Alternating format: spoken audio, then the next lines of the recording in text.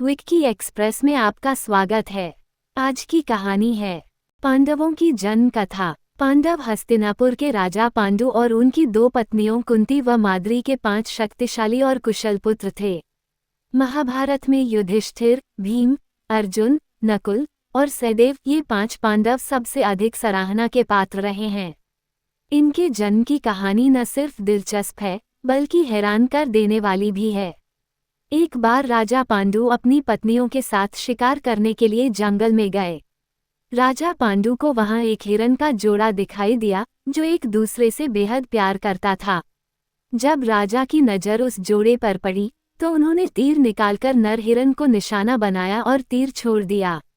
तीर सीधा हिरन की छाती में जाकर लगा। वो हिरन कोई और नहीं बल्कि हिरन के वेश में ऋषि किदंबा थे। उन्होंने पांडु को श्राप दिया कि वह जब भी किसी महिला के करीब जाएंगे तभी उनकी मृत्यु हो जाएगी।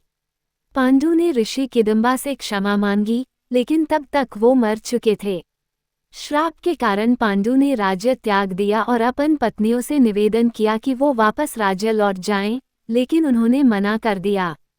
कुंती और माद्री जंगल में राजा पांडु के साथ ही रहने लगीं। उस समय उनकी कोई संतान नहीं थी। तब कुंती ने अपने पति को बताया कि उन्हें ऋषि दुर्वासा से वरदान मिला था कि वो किसी भी भगवान को बुलाकर उनसे एक शिशु को प्राप्त कर सकती है।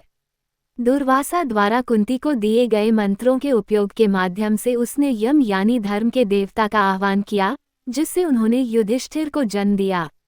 उसने फिर पवन देव से भीम, इंद्र देव से अर्जुन के रूप में एक और पुत्र प्राप्त किया।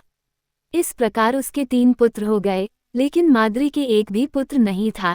तब कुंती ने माद्री को भी मंत्र विद्या सिखाए।